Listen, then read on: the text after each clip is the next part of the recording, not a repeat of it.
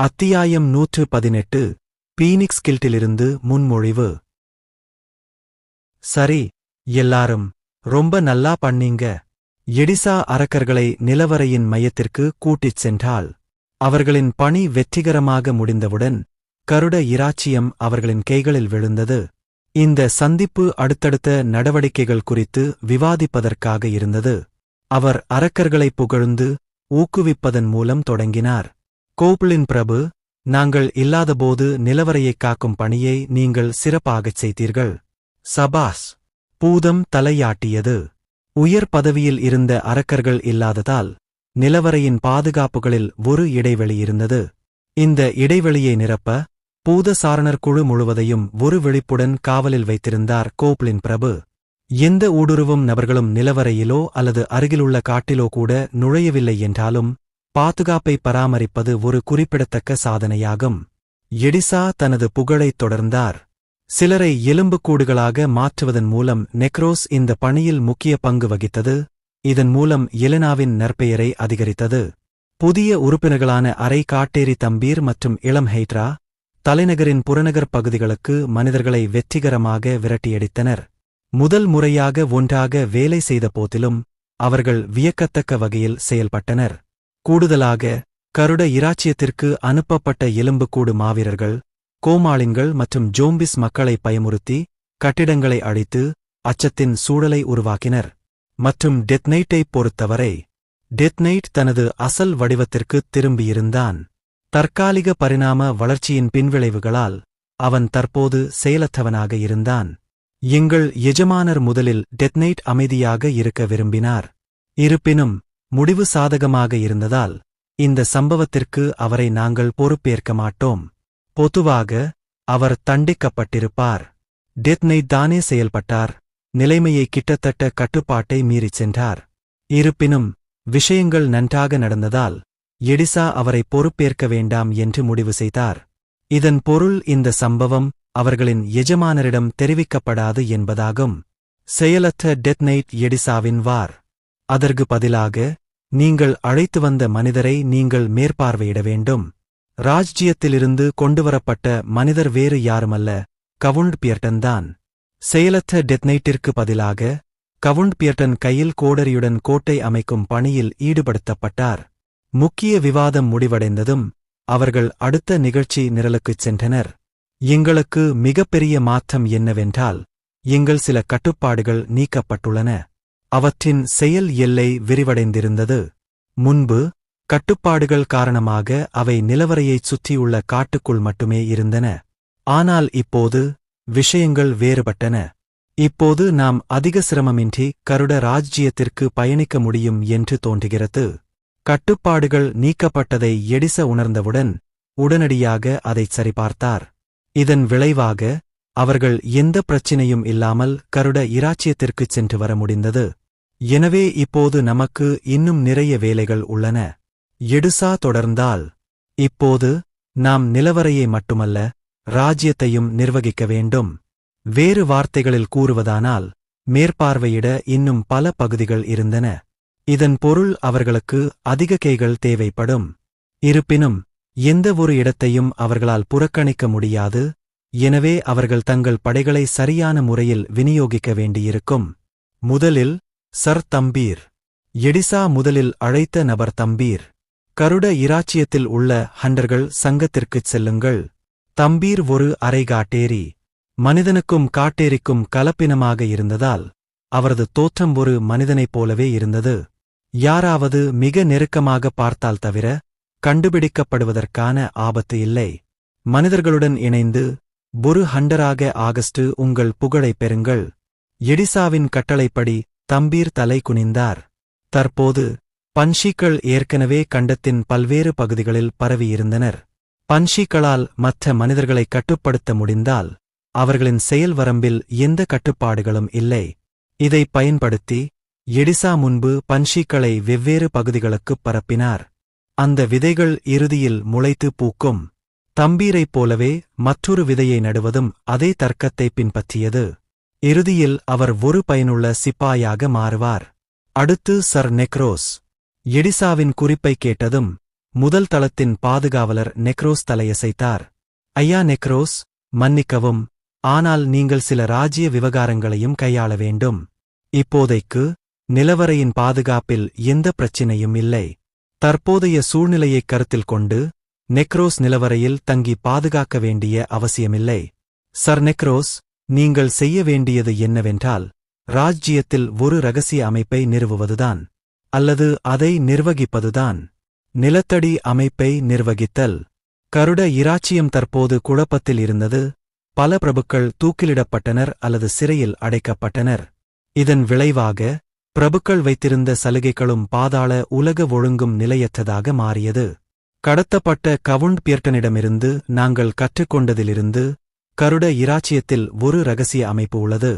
அவர்கள் முக்கியமாக மனித கடத்தல், போதைப்பொருள் மற்றும் சூதாட்டக் களங்களில் ஈடுபட்டுள்ளனர். இந்த நடவடிக்கைகள் மூலம் தங்கள் செல்வாக்கை வளர்த்துக் கொள்கிறார்கள். ஒரு நிலத்தடி அமைப்பு ராஜ்ஜியத்திற்கு உறுதியற்ற தன்மைக்கு ஒரு காரணமாக மட்டுமே இருக்க முடியும். இருப்பினும் அதை முற்றிலுமாக நீக்குவதும் ஒரு சுமையாக இருந்தது. ஒரு புதிய அமைப்பு அதன் இடத்தைப் பிடிக்கும். அதை நேரடியாக நிர்வகிப்பது நல்லது என்று எடிசா நினைத்தார். அது அவர்களின் கைகளில் இருக்கும்போது மட்டுமே அது உண்மையிலேயே பாதுகாப்பாக இருக்க முடியும். சர் நெக்ரோஸ், தயவுசெய்து நிறுவனத்தை நிர்வகிக்கும் பொறுப்பை ஏற்கவும். நெக்ரோஸ் அலட்சியமாகத் தெரிந்தான். அவன் நிலவரையிலேயே இருக்க விரும்பினான். நிறுவனத்திலிருந்து கிடைக்கும் லாபத்தை நீங்கள் தன்னாட்சி முறையில் நிர்வகிக்கலாம். நான், எடிசா, இதற்கு உத்தரவாதம் அளிக்கிறேன். நிலவரையில் இருப்பதை விட கருட ராஜ்ஜியத்திற்குச் செல்வது நல்லது என்பதை நெக்ரோஸ் உணர்ந்தான்.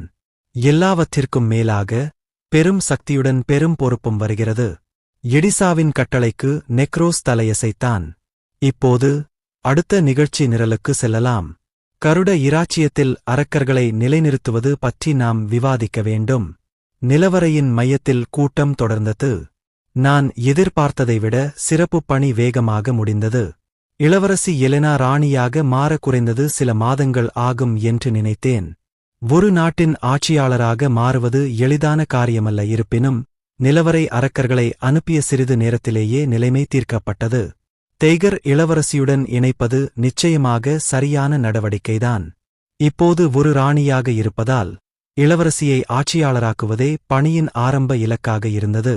இதற்கு அவளுடைய புகழை உயர்த்த வேண்டியிருந்தது. மேலும் கருட ராஜ்ஜியத்தை குழப்பத்தில் ஆழ்த்தும் உத்தி சரியாக வேலை செய்தது. இதன் விளைவாக இளவரசி எலெனா பிரகாசிக்க பல வாய்ப்புகள் கிடைத்தன. எடிசாவின் அறிக்கையை படித்தபோது இந்த சம்பவத்தால் ராணி எலெனாவின் நற்பெயர் உயர்ந்துள்ளது என்பது தெளிவாகத் தெரிந்தது. இதன் விளைவாக கருட இராச்சியத்தின் மன்னர் நிலைமைக்கு பொறுப்பேற்று தனது பதவி விலகலை அறிவித்தார். மாறாக இளவரசி எலெனாவின் உயர்ந்த அந்தஸ்து புதிய ராணியாக உடனடியாக பதவியேற்க வழிவகுத்தது. உண்மையில் அனைவரும் ஒன்றாக வேலை செய்யும் போது அது வசதியானது. அனைவரும் ஒரே நோக்கத்துடன் நகரும்போது விஷயங்கள் சுமூகமாக தீர்க்கப்படும். நான் என் ஸ்மார்ட் போனை தொட்டபோது திருப்தியுடன் சிரித்தேன். சமீபத்திய பணி குறிப்பிடத்தக்க மாற்றங்களைக் கொண்டு வந்தது. கருட இராச்சியத்தை உள்ளடக்கிய நிலவரை அரக்கர்களின் செயல்பாட்டு வரம்பை விரிவுபடுத்தியது மிகவும் குறிப்பிடத்தக்கது. கூடுதலாக ராணி எலெனாவின் முழுமையான விசுவாசத்தை நான் பெற்றிருந்தேன். இந்த கட்டத்தில் கருட இராச்சியம் என் கைகளில் இருப்பது போல் தெரிகிறது. இப்போது என் அரக்கர்கள் கருட ராஜ்ஜியத்திற்குள் சுதந்திரமாக செயல்பட முடியும். எடிசா சந்தேகத்திற்கு இடமின்றி ராஜ்ஜியத்தின் நலன்களை கைப்பற்றுவதை நோக்கமாக கொண்டிருப்பார்.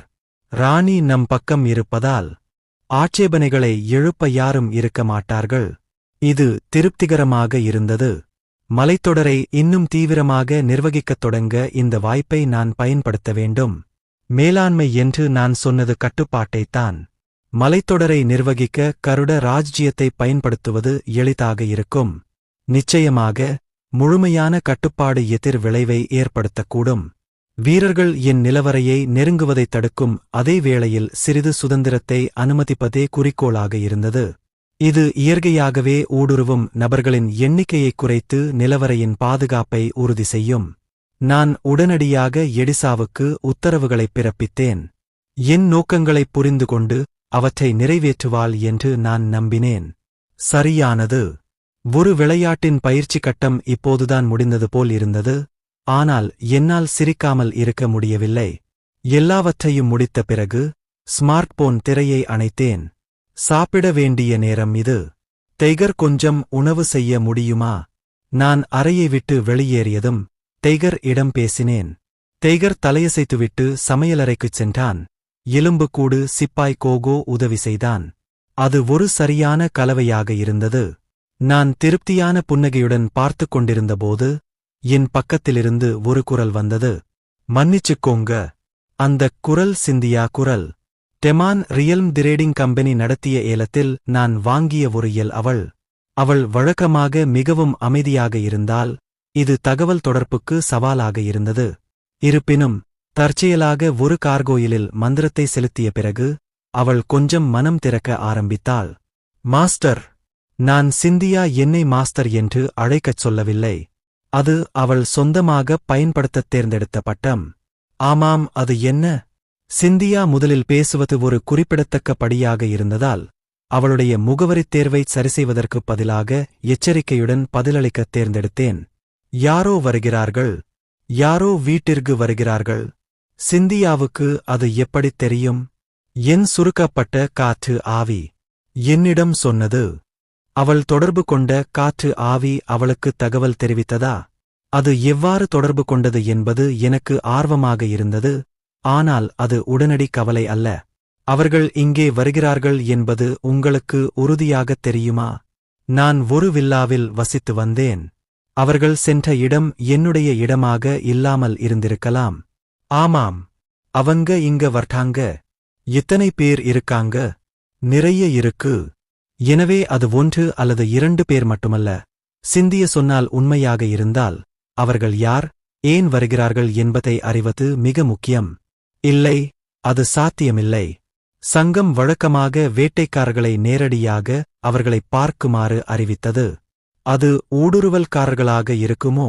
அவர்கள் ஊடுருவல்காரர்களாக இருந்தாலும் கூட நான் முன்பு போல் இல்லை. டைகர் 5- நட்சத்திர வலிமையுடனும் சிந்தியா மந்திரத்தைப் பெற்ற பிறகு இப்போது 5- நட்சத்திரமாகவும் இருக்கும் கார்கோயிலுடன் பெரும்பாலான வேட்டைக்காரர்கள் வீட்டிற்குள் நுழைவது கூட கடினமாக இருக்கும்.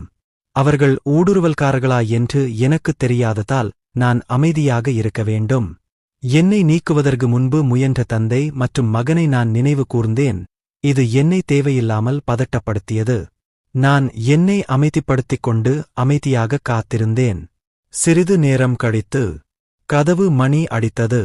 உள்ளே யாராவது இருக்கீங்களா? அது ஒரு ஆண் குரல். சிந்தியா தகவல் துல்லியமாக இருந்தது. யார் அது? நான் கேட்டேன். வெளியே இருந்த நபருக்கு நான் பதிலளித்தேன். அவர்கள் யார் என்பதை முதலில் அறிந்து கொள்வது மிகவும் முக்கியம். அதிர்ஷ்டவசமாக அவர்கள் உடனடியாக பதிலளித்தனர். நாங்கள் பீனிக்ஸ் கில்டைச் சேர்ந்தவர்கள். பீனிக்ஸ் கில்டா? அது முற்றிலும் எதிர்பாராதது. பீனிக்ஸ் கில்ட் ஏன் என்னிடம் வந்தது? அது அசுர அலையுடன் தொடர்புடையதாக இருக்குமா? அஸ்மோ முன்பு ஏற்படுத்திய அசுர அலை. அசுர அலை தொடங்கிய நிலவரையை பீனிக்ஸ் கில்ட் நிர்வகித்தது. பிரச்சனை என்னவென்றால் அசுர அலை முடிந்த பிறகு நான் அந்த நிலவரையை மாற்றினேன். நிலவரை மறைந்தவுடன் அரசாங்கம் பீனிக்ஸ் கில்ட்டை முழுமையாக ஆய்வு செய்தது. ஊடகங்கள் தொடர்ந்து கில்ட் பற்றி செய்தி வெளியிட்டன. மக்கள் அவர்களை நோக்கி விரல்களை நீட்டினர். அவர்கள் நாட்டை அழிக்க முயற்சிக்கும் துரோகிகளாக கூட சித்தரிக்கப்பட்டனர். அந்த நிலவரை காணாமல் போனதற்கு நான்தான் காரணம் என்பதால் எனக்கு கொஞ்சம் குற்ற உணர்வு ஏற்பட்டது. அவர்கள் பழிவாங்க இங்கே இருக்க முடியுமா? ஆனால் அவர்களால் அதை என்னுடன் இணைக்க முடிந்திருக்கக் கூடாது, இல்லையா? எனக்கு அதுல நம்பிக்கை இருந்துச்சு. அப்புறம் அவங்க ஏன் என் வீட்ல இருக்காங்க? என் மனசுல பலவிதமான எண்ணங்கள் ஓடிக்கிட்டே இருந்தப்போ இன்னொரு குரல் கேட்டது. மிஸ்டர் சாத்தனா, நான்தான். ஒரு பெண் குரல். அது சாத்தனா. என்னை உனக்கு நினைவிருக்கிறதா? சாத்தனா. அந்த பெயர் பரிச்சயமாகத் தொனித்தது. அந்தக் குரலும் பரிச்சயமான ஒரு தொனியைக் கொண்டிருந்தது. ஆனால் என்னால் அதை சரியாகப் புரிந்து கொள்ள முடியவில்லை. நாங்கள் கடைசியாக ஓட்டலில் சந்தித்தோம். நான் அமைதியாக இருந்தபோது அவள் ஒரு குறிப்பிட்ட இடத்தைப் பற்றிக் குறிப்பிட்டாள். கே. பின்னர் அது கிளிக்கானது. அவள் யார் என்பது எனக்கு நினைவிற்கு வந்தது. பூமிக்குத் திரும்பியதிலிருந்து நான் ஒருமுறை மட்டுமே ஒரு ஓட்டலுக்குச் சென்றிருக்கிறேன். மிக முக்கியமாக அத்தகைய விசித்திரமான நபரை நான் எப்படி மறக்க முடியும்? திடீரென்று என்னை அணுகி பீனிக்ஸ் கில்ட் வணிக அட்டையை எனக்குக் கொடுத்த பெண் அவள்தான். எனக்கு நன்றி சொன்ன பிறகு அவள் திடீரென்று வெளியேறிவிட்டாள். சுருக்கமாகச் சொன்னால் அவள் ஒரு விசித்திரமான பெண். அவளைப் புறக்கணிக்க நினைத்தேன். ஆனால் இறுதியில் கதவைத் திறக்க முடிவு செய்தேன். எல்லாவற்றிற்கும் மேலாக டெய்கரும் கார்கோயிலும் இங்கே இருந்தார்கள். அவர்கள் ஏதாவது முட்டாள்தனமாக முயற்சித்தால் நான் அவர்களை எளிதாகத் தடுத்து நிறுத்த முடியும். இந்த இடம் நடைமுறையில் ஒரு நிலவறை போன்றது. உண்மையில் மறுபுறம் நிலவறையில் கூட்டம் முடிந்ததும் எடிசா வேலை செய்யும்போது தலையசைத்தாள். மாஸ்டர் இப்போதுதான் ஒரு உத்தரவை பிறப்பித்திருந்தார். அவர் மலைத்தொடரை நாம் ராஜ்ஜியத்தின் மூலம் நிர்வகிக்க விரும்புகிறார். இருப்பினும் எடிசா அந்த உத்தரவை அப்படியே ஏற்றுக்கொள்ளவில்லை.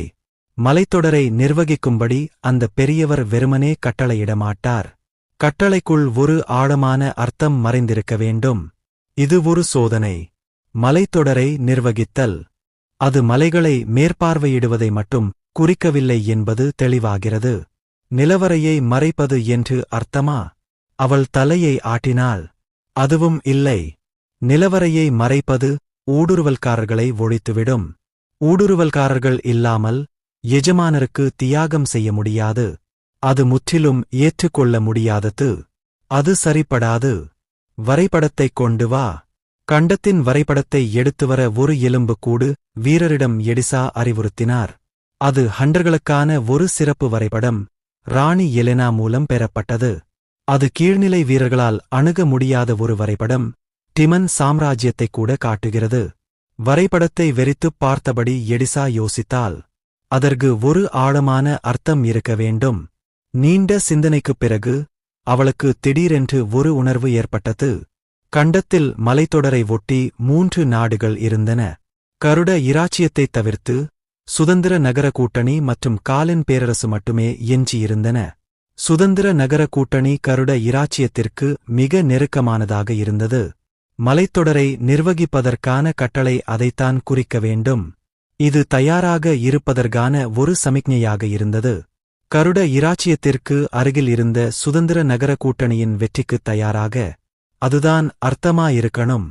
மீண்டும் ஒருமுறை பெரிய குருவின் விருப்பத்தைப் புரிந்து கொண்டதில் எடிசாவால் தன் திருப்தியை மறைக்க முடியவில்லை.